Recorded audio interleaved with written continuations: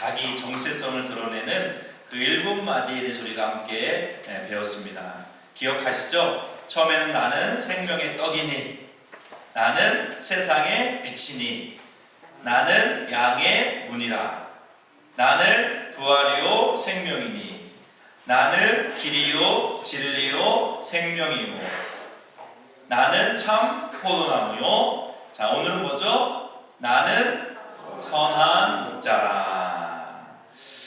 우리 주님께서 우리에게 선한 목자가 되시는 줄로 믿습니다.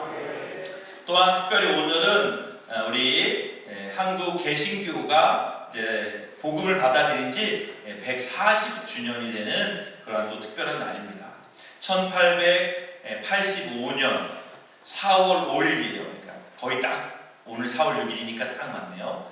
부활절, 그날이 부활절이었는데 이제 감리교 선교사였던 아펜젤로 선교사님, 그리고 이제 장로교 선교사였던 언더우드 선교사님이 인천 제물포항에 첫 발을 내디디면서 이제 우리 한국 개신교회가 시작됐는데 벌써 이게 이제 140주년이 되었습니다. 두 분의 선교사님은 정말 편안한 고국에서 편안하게 살 수 있었지만 복음을 들고 사명을 가지고 우리나라에 와서 열심히 이제 사역을 했습니다. 아펜젤로 우리 언더우드 선교사님. 그래서 이분들은 이제 크게 3가지 사역을 했습니다. 교회를 세우고 또 학교를 세우고 병원을 세웠죠. 그래서 아펜젤로 선교사님이 이제 세운 그런 대표적인 교회가 인천에 있는 내리교회. 제가 내리교회 좀 있었거든요. 얼마나 자랑스러운지. 이 아펜젤로 선교사님이 한국에 들어오자마자 바로 서울 정동에 가려고 했지만 그때 가지 못했어요. 왜냐하면 1884년에 이 갑신정변이 일어나가지고 전국이 혼란스러웠고, 또 외국인 아내가 있었는데 외국인 여인이 또 다니는 게 위험하다 생각이 들어서 인천에 45일 정도를 머물렀습니다. 그리고 다시 일본에 들어갔다가 다시 이제 한 달 지나서 다시 한국에 들어왔거든요.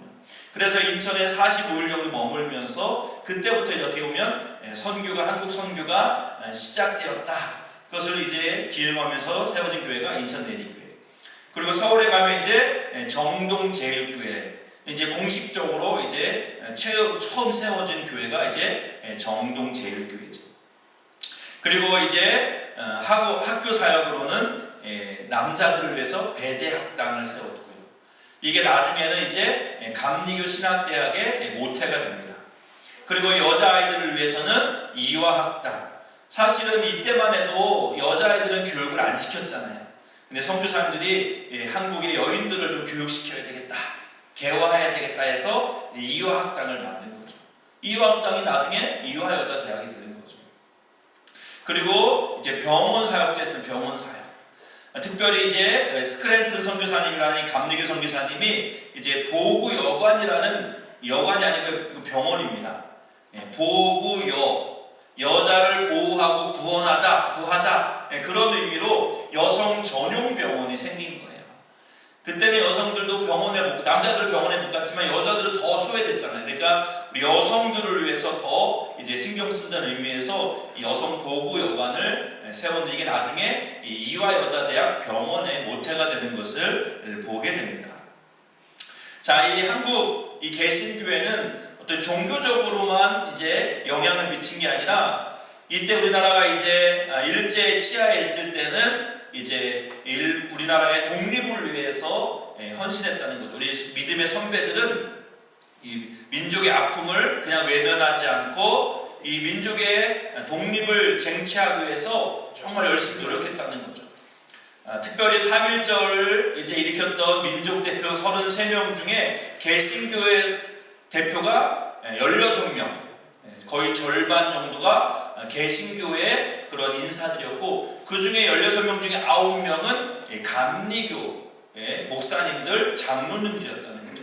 그러니까 우리 감리교회가 우리 민족의 아픔과 민족을 위해서 누구보다도 열심을 내고 헌신했던 그러한 우리 교단이다라고 우리가 생각해 볼 수 있습니다. 그래서 이제 140년이 지난 우리 한국 감리교회는 얼마나 교회 성도수가 될까? 한국 감리교회는 총 12개 연회가 있어요. 미주 연회까지 합쳐서 12개 연회가 있어요. 그 중에 우리 사북교회는 무슨 연회일까요? 네, 강원도 지역을 맡고 있는 동부연회입니다. 동부연회.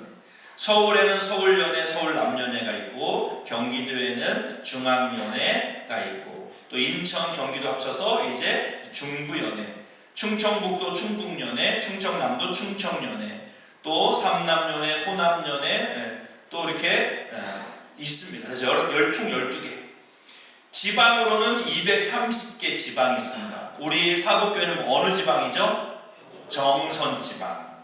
태백지방도 있고 평창지방도 있고 횡성지방도 있고 한 30개에서 한 40개 그 사이의 교회들을 묶어서 이제 지방회를 묶는 거예요. 우리 교회는 정선지방.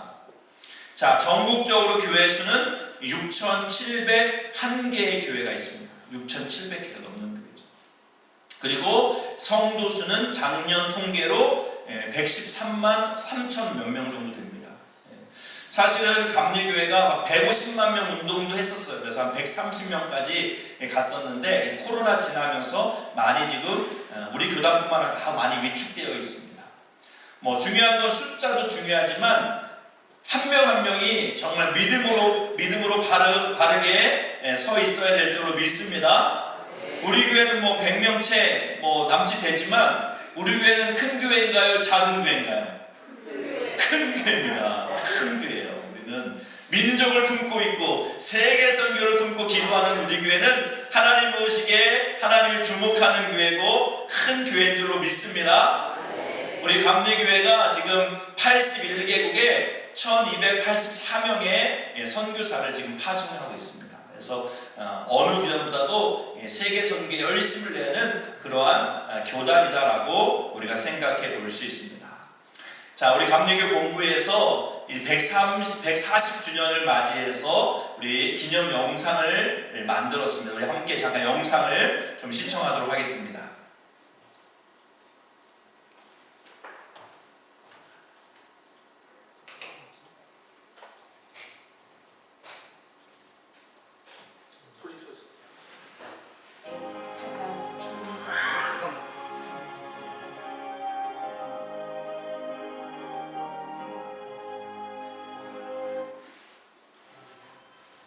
아펜젤로 선교사가 설립한 배제학당, 이화학당은 근대 교육의 시작이었고 남녀평등과 자유, 인권 수호, 나아가 독립운동의 기반을 마련했습니다.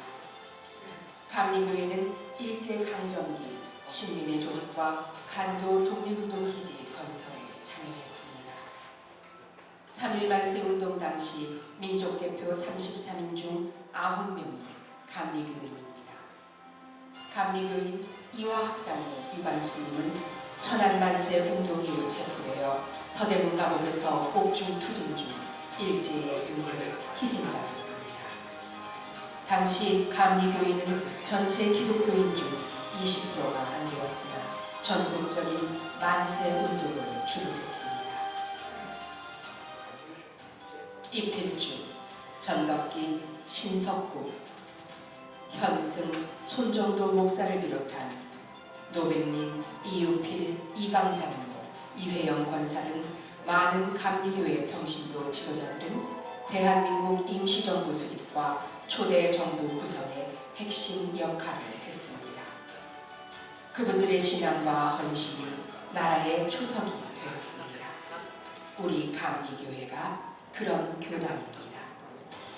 감리교회는 균형 잡힌 신학 위에 신앙적 전통을 이어가고 있고 미주연회를 포함 전국 12개 연회, 230개 지방회, 6,701개 교회에서 예수 그리스도의 복음 전하는 사명을 감당하고 있습니다.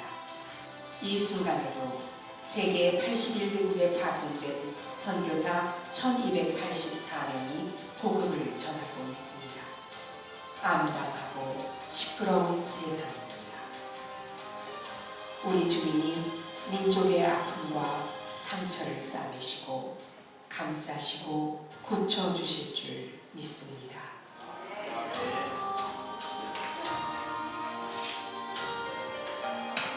우리는 자랑스러운 감리교회입니다.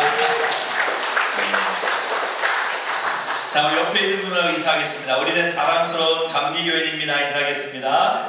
우리는 자랑스러운 감리교인입니다. 네. 뭐 감리교인, 장로교인 뭐 그게 중요한 게 아니고 우리 정말 그리스도의 참다운 제자인 줄로 믿습니다. 예수님께서 나는 선한 목자다라고 말씀하셨습니다. 왜 선한 목자라고 말씀하셨을까? 그 이유가 있는 거예요.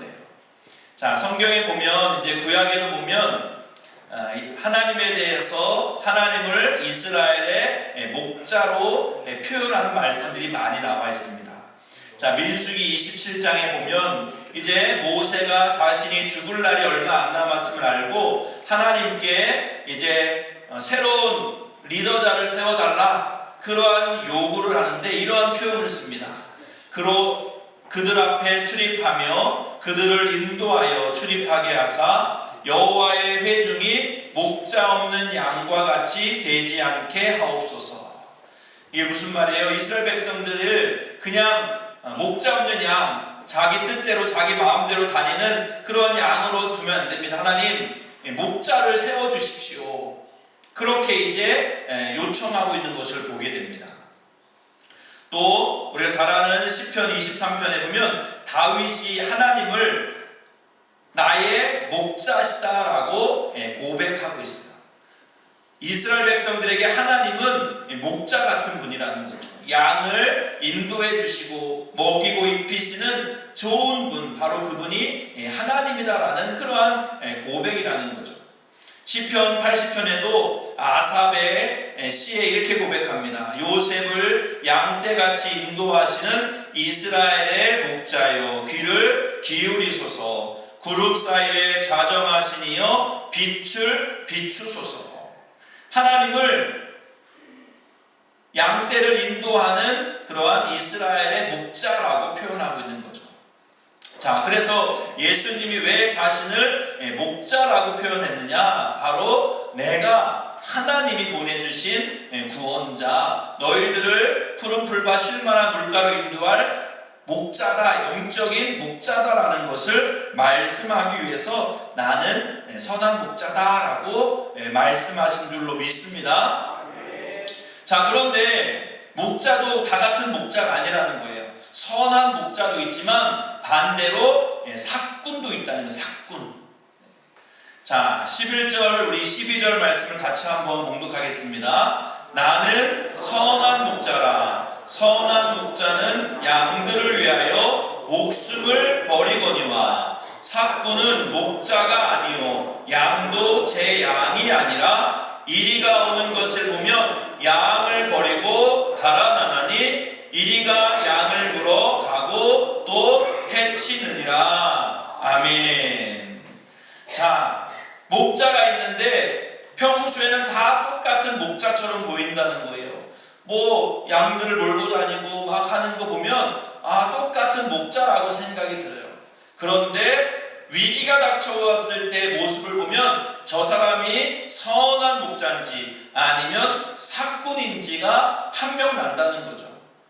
자, 이리가 와서 양을 잡아먹으려고 할 때 선한 목자는 목숨을 걸고 그 양을 지키기 위해서 이리와 대항한다는 거예요. 자신이 위협을 당할 수도 있는데도 불구하고 그 이리를 대적한다는 거죠. 그런데 삭군은 어떻게 된다고요? 걸음아 날 살려라. 내가 중요하지 양이야 뭐 또 새끼 나면 되는 거고. 삭군은 자기 생명, 자기 목숨 챙기기 바쁘다는 거예요. 도망가기 바쁘다는 거죠. 양이 잡아 먹히든 씹어 먹히든 찢어 죽임을 당하든 아무 상관이 없다는 거예요. 바로 선한 목자와 삭군이 그런 차이가 있다라고 말씀하고 있습니다. 선한 목자는 한 마리 양이라도 놓치지 않으려고, 빼앗기지 않으려고 사투를 벌인다는 거죠. 이와 맨몸으로 막 싸우는 거예요. 다윗이 그랬잖아요. 사자나 곰이 와도 내가 그 입에서 입을 벌려가지고 그 안에 있는 양을 꺼내왔다고. 그만큼 이제 목숨을 거는 거죠. 자, 이 선한 목자는 양을 위해서 자기 목숨까지도 거는 그러한 모습을 보인다. 바로 그게 선한 목자인데 예수님이 내가 선한 목자다 그렇게 말씀하시는 거죠. 그 이유는 뭐예요? 나도 너희들을 위해서 내 목숨을 내어놓을 수 있다. 내어놓을 것이다. 그것을 말씀하고 있는 거예요. 여러분들, 우리가 옆에 있는 사람들에게 베풀 수 있는 가장 큰 사랑이 뭘까요? 여러분들이 지금 자녀들에게 베풀 수 있는, 또 옆에 이웃들에게 베풀 수 있는 가장 큰 사랑이 뭐겠어요? 병원에 입원해 있는 우리 성도들을 위해서 여러분들이 가장 크게 베풀 수 있는 사랑이 뭘까요? 안부전하는 것도 하나의 방법이겠죠. 또 봉투를 주는 것도 또 사랑의 표현이겠죠. 하지만 더 큰 사랑은 뭐예요? 생명을 내어주는 거예요. 간을 이식해주고 막 심장을 이식해주고. 왜냐하면 내가 위험을 당할 수도 있는데도 불구하고 그것을 내어준다는 것은 내가 너를 생명만큼 사랑한다, 그런 표현이거든요. 그래서 예수님께서 친구를 사랑하는 가장 큰 사랑이 뭐냐? 바로 그 친구를 위하여 자기 목숨을 버릴 수 있다면 그 사랑보다 더 큰 사랑은 없다라고 말씀하시는 거예요. 여러분들, 혹시 내가 생명을 걸고 사랑하는 친구가 있나요? 정말 그 사람은 좋은 친구를 가지고 있는 거죠. 나를 위해서 목숨 걸고 나를 지켜줄 수 있는 사람이 있다면 정말 그 사람은 누구보다도 행복한 사람인 줄로 믿습니다.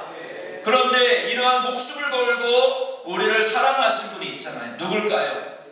예수님이라는 거예요. 예수님은 우리를 위해서 목숨을 내가 내어놓겠다라고 말씀하고 있습니다. 우리 15절 말씀 같이 한번 공독합니다. 아버지께서 나를 아시고 내가 아버지를 아는 것 같이 나는 양을 위하여 목숨을 버리노라. 아멘. 예수님은 선한 목자로 양을 위해서 목숨을 버린다라고 말씀하고 있어요. 이 양은 누구를 말하는 거예요?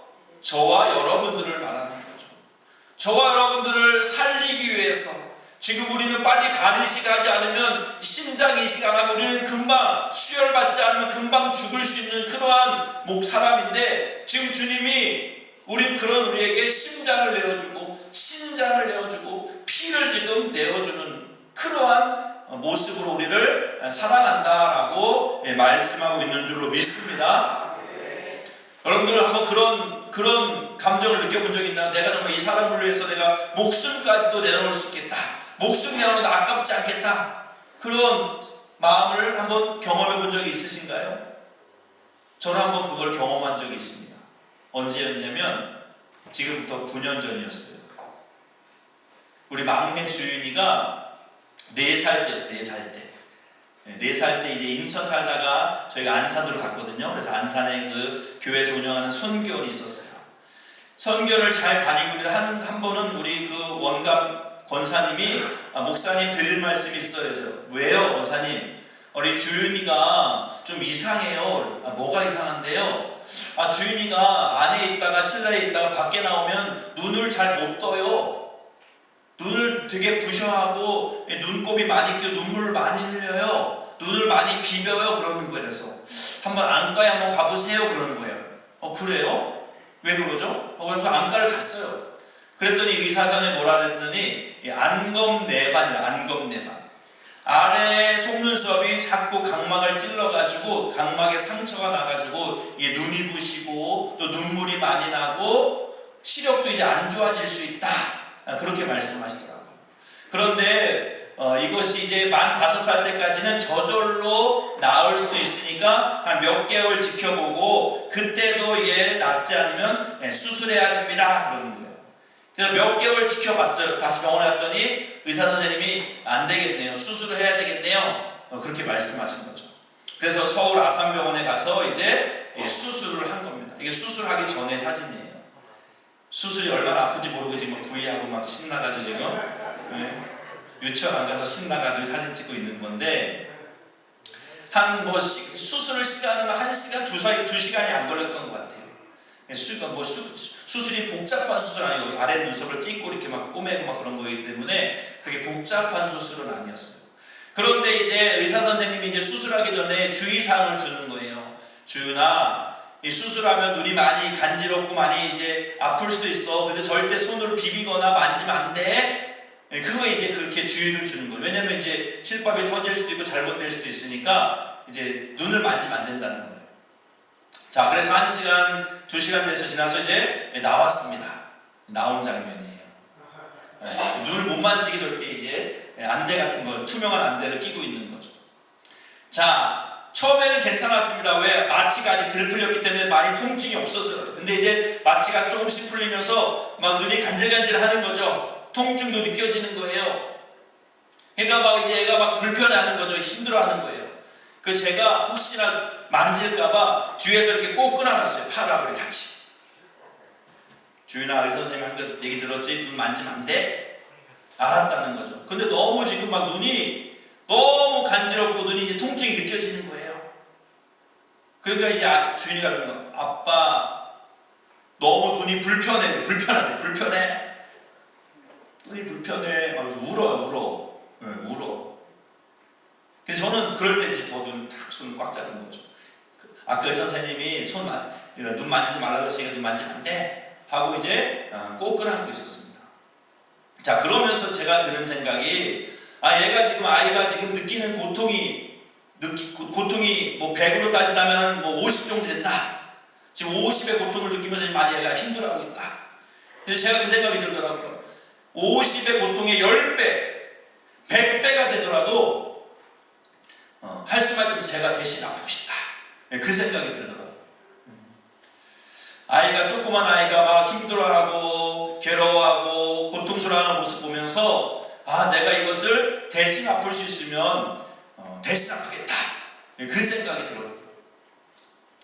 자, 이 경험을 통해서 하나님이 우리를 얼마나 사랑하시는지를 이제 이해가 되는 거예요. 우리가 죽을 수밖에 없는 그러한 상황 가운데 하나님이 대신 죽으신 거거든요. 네가 당할 고통, 네가 지금 얼마나 이 죄로 인해서 지옥에서 얼마나 고통당할까? 내가 그 고통이 100배가 되도록 내가 당하겠다. 그러면서 예수님을 이 땅에 보내주시고 그 예수님이 십자가에서 그 살이 찢어지고 피를 다 쏟는 그러한 고통을 당하셨는데 그 고통은 사실은 누가 당해야 될 고통이었던 거예요? 저와 여러분들이 당해야 될 고통이었던 거죠. 근데 주님이 그것을 대신 당하셨거든요.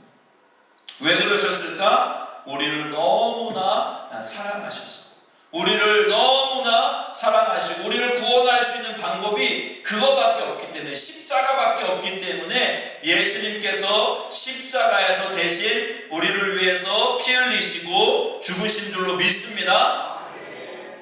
우리 한국교회, 우리 한국감리교회가 140년이 지나면서 이렇게 그래도 부흥하고 성장한 것은 그냥 자연스럽게 당연하게 이렇게 교회가 부흥하고 성장한 게 아니라는 거죠. 우리 사북교회도 마찬가지예요. 20년만 전만 해도 우리 교회가 정말 다 흩어지고 10몇 명밖에 남지 않은 그러한 교회였어요. 쓰러지기 일보 직전의 교회였다는 거죠. 근데 어떻게 우리 교회가 다시 일어날 수 있었을까? 거저된 게 아니라는 거예요. 그러면요, 누군가가 자신을 드리는 희생이 있었기 때문인 줄로 믿습니다. 우리 감리교회가 이렇게 부흥할 수 있었던 것은 어떻게 보면 이 처음에 우리 선교사였던 아펜젤러 선교사님의 이 희생과 헌신이 있었기 때문이라는 거예요. 이 아펜젤러 선교사님은 1858년도 미국 펜실베니아주에서 태어났습니다. 자, 돌아가신 것은 1902년이에요. 돌아가실 때 나이가 몇 살일까요, 여러분들? 그러면 44살. 44살이에요. 제가 지금 49이거든요. 저보다도 젊을 때 죽으신 거예요. 왜 저게 빨리 죽었나? 뭐 병 걸려서 죽으신 게 아니에요. 자연사한 게 아닙니다. 이 아펜젤러 선교사님이 이 1902년에 어디를 갔냐면 이 목포에서 있는 성경 번역회의에 참석하기 위해서 이제 배를 탔어요. 근데 그 배를 탔는데 그 배가 중간에 일본 상선과 부딪히면서 가라앉기 시작한 거예요. 그런데 선교사님은 배 맨 위에 있었기 때문에 또 수영을 아주 잘했기 때문에 얼마든지 혼자 헤엄쳐서 나올 수 있었다는 거예요. 그런데 누구를 살리러 갔냐면 이 고등학생 여자 고등학생을 구하러 갔다는 거죠. 방학 때가 돼서 고향에 내려가는 그 여고생을 부탁을 한 거예요. 우리 이 여고생 좀 집에 갈 때 좀 같이 좀 데려가 달라고. 마침 가는 일이 같아서 같이 가고 있었던 거거든요. 근데 그 여고생은 배 밑에 타고 있었기 때문에 쉽게 빠져나올 수 없었던 거예요. 그래서 이 선교사님이 지금 배가 가라앉고 있는 상황 가운데서도 나는 얼마든지 살 수 있었음에도 불구하고 그 여고생을 구하려고 들어간 거예요. 물속에 들어간 거예요. 그런데 못 나온 거죠. 그래서 군산 앞바다에 수장이 됩니다. 그래서 그 앞에 가면 사천 거기 가면 그 기념교회가 있어요. 앞에 이제 순교 기념교회도 있어요. 자신은 얼마든지 살 수 있었음에도 불구하고 그 한 영혼을 살리겠다고 그 물속에 다시 들어갔다는 거죠. 그러한 희생과 헌신이 있었기 때문에 그 앞에 들어 선교사님이 전한 복음이 진짜구나, 그것을 사람들이 알게 된 거예요. 복음을 전하는데 예수님 우리 위해서 십자가 지셨어, 우리를 사랑하셔서 대신 죽으셨어, 그렇게 얘기는 하지만 자기는 전혀 희생하지 않고 전혀 손해보지 않으려고 한다면 누구도 그 말을 믿지 않는다는 거죠. 그런데 그 선교사님이 자신이 그렇게 한 생명 살리려고 희생하는 모습을 보면서 진짜구나, 복음이 진짜구나, 저 사람도 진짜 예수님을 전하는 믿음의 사람이었구나, 그것을 보고 이제 어떻게 보면 그 믿음이 진짜가 됐다는 거죠.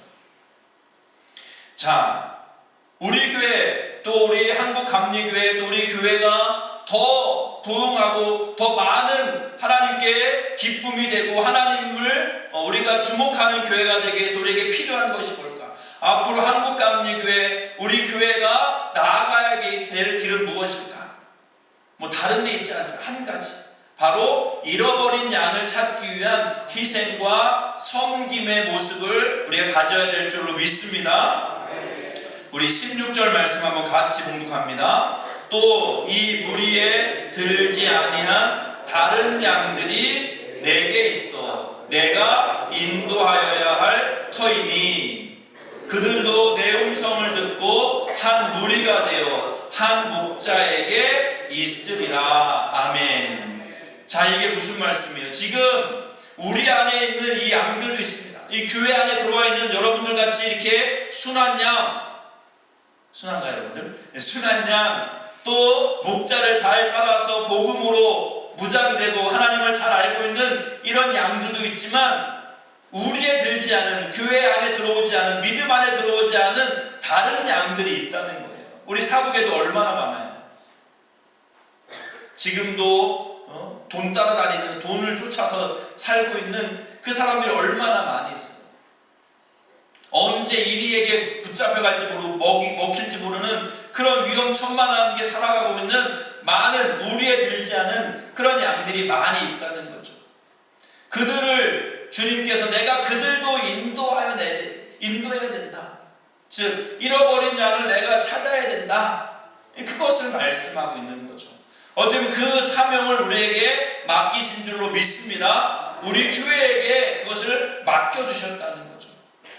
우리 교회 지금 딱 좋아, 밥 먹기 딱 좋고 더 많아지면 밥하기 힘들어. 야, 지금 거기서 부흥하면 안 돼. 우리는 요 80명에 딱 머물러야 돼. 그런 분 없지만, 네. 우리는 사명이 여기까지가 아니라는 거예요. 아직도 예수님을 모르고 정말 돈이 최고라고 돈만 쫓아다니고 정말 그렇게 살고 있는 사람들이 너무나 우리 주변에 많이 있다는 거죠. 우리는 그 영혼까지도 온전히 우리 안에, 복음 안에, 믿음 안에 들어올 때까지 우리가 헌신하고 희생하고 섬겨야 될 줄로 믿습니다. 거저되는 것은 없다는 거예요. 거저 한 영혼이 구원받는 그러한 일은 일어나지 않는다는 거예요. 누군가 희생하고 누군가 헌신해야 된다는 거예요. 우리 자녀들이 저절로 크지 않습니다. 엄마 아빠들이 정말 피땀 흘려서 일하고 그 자녀들을 위해서 열심히 돈 벌고 할 때 우리 자녀들이 공부도 하고 건강하고 잘 자라는 것처럼 한 영혼 그냥 거저 구원받는 것은 없다는 거예요. 누군가 그 영혼을 위해서 끝까지 기도하고 관심 갖고 찾아가고 만나고 두드리고 부르짖을 때 역사가 나타나는 줄로 믿습니다.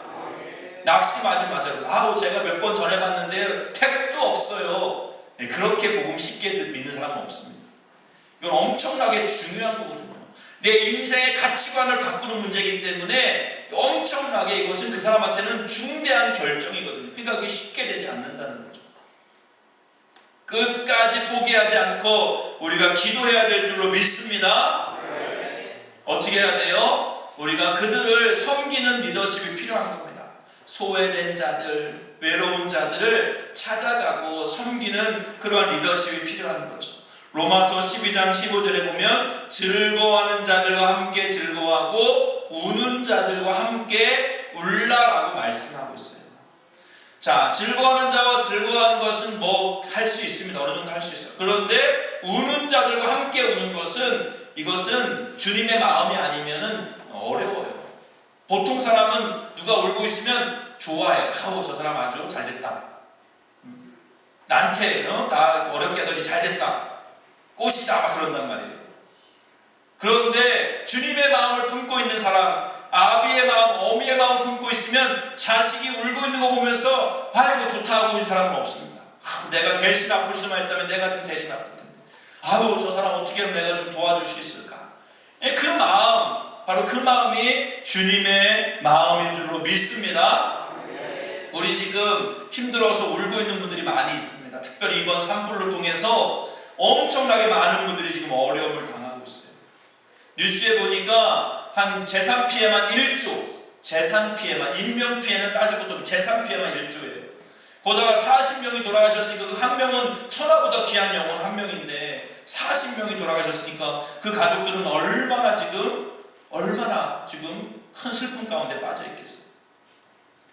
그런데 그래서 지금 한국교회가 이 어려운 분들을 위해서 우리가 조금이나마 한번 도와보자. 우리 감리교회에서 그렇게 결정을 했고 오늘 우리가 이제 여러분들 특별 헌금해 주시면 그것을 이제 모아가지고 우리 감리교단에서 이제 감리교 이름으로 이제 그 산불 피해 받은 이재민들 그분들을 도와주려고 하고 있습니다.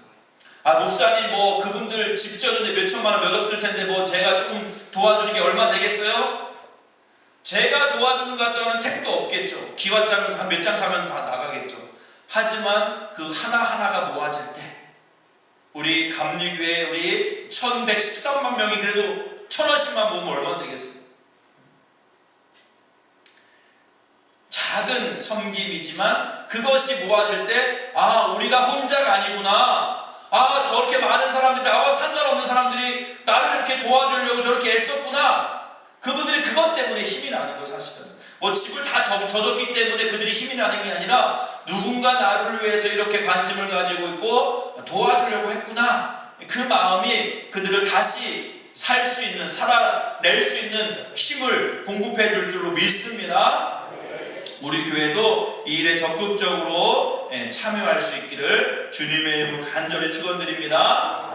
선한 목자 되신 주님, 우리의 생명 주신 주님, 우리도 그 모습 본받아서 우리도 나의 도움이 필요한 그 무사람에게, 문영혼에게 주님의 마음으로 베풀 수 있는 그러한 우리 모두 될 수 있기를 주님의 이름으로 간절히 축원드립니다. 아멘. 우리 함께 결단하며 찬양